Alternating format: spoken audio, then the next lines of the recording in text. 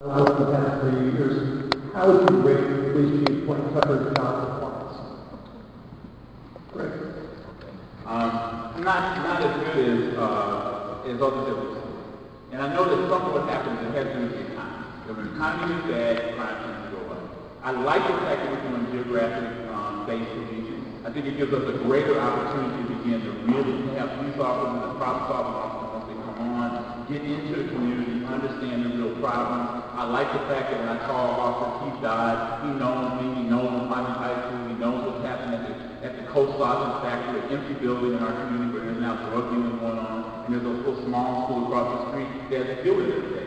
And if our police officer and Chief Tucker doesn't know it by name, we got a problem. The Code 33 program that I referenced briefly is something that we did under Chief Rick's work. It was a 6-week conversation between 20 cops and 20 kids. I was one of the facilitators of it along with a young person, and at the end of that process, police officers said it was such a good process that they wanted to see it be part of their police training in the academy. Young people said we'd like to have regular contact with officers in our school and classroom so that we can begin to know each other. And I brought it to Chief Tucker. I've mentioned it to him several times. He hasn't taken it up. So part of what needs to happen is Chief Tucker, just like our city leadership, needs to begin to listen to the good ideas that are out there, the innovation that's possible, and we need to move on. I think that the crime issue and the problem that we're seeing is the responsibility of all of us. It's not just city leadership, it's each and every person in this room, it's the kids themselves, it's the young adults, it's the employers, all of those things matter. The mayor's summer job program needs to be put through.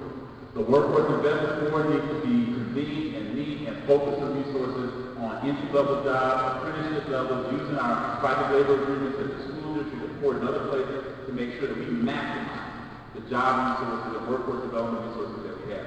So I think Chief Tucker is working in the context of the difficulty he's having to answer. Felton Henderson, the federal judge, who still is monitoring the police department.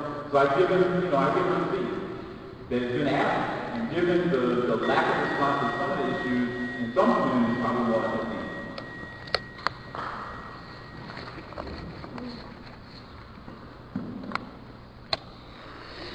When Chief Tucker first was hired, I had my doubts.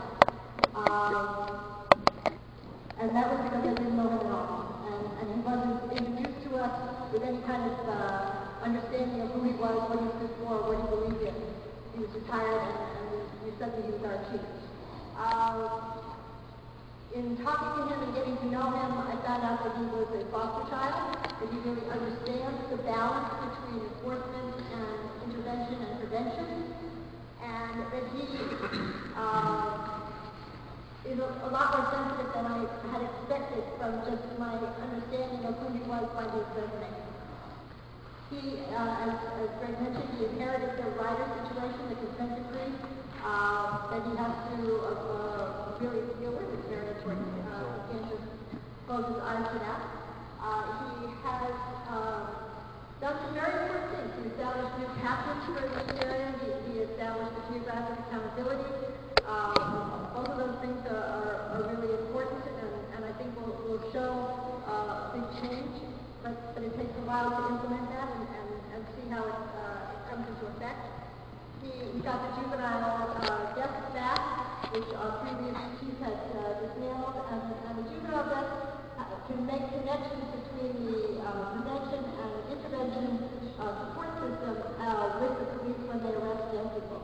So he's done some innovative things. He has a ways to go. I don't think that he has the same image of community policing that I have.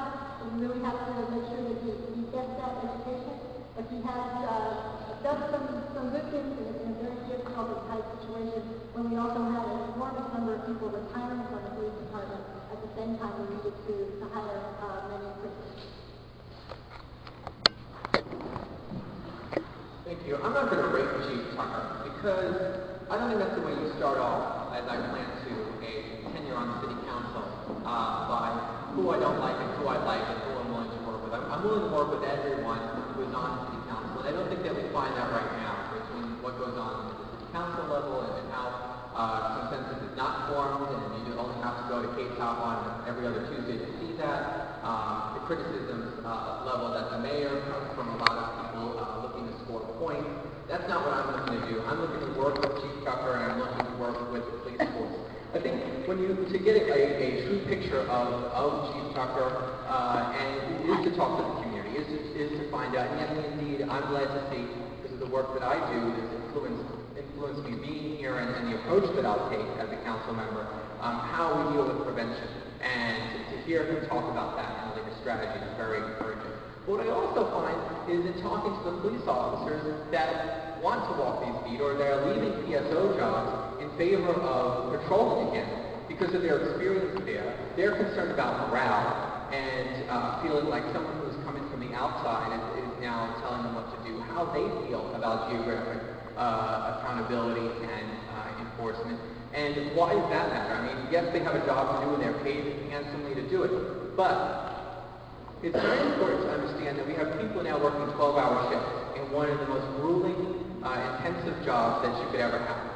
And you talk to them, you talk to some community members that call, and we have people that are, exhausted by the time that, this last shift comes. And if they're going towards overtime, and we know that they do because we've seen the numbers, it's our greatest budget expense and area, and yet we're really pushing these people towards retirement because of the hours at which the police now have to work. So I agree with geographic accountability, but I think that we need to look at the hours in which we're forcing our police officers to work. I think another thing that we need to do is really partner better and have the chief partner better, thank you, with our neighborhood crime prevention councils. We have the police there, but to really feel that there's access. Also into staffing up our investigative units because this has allowed for far too many crimes, homicides, as well as narcotics and so forth to go unstopped.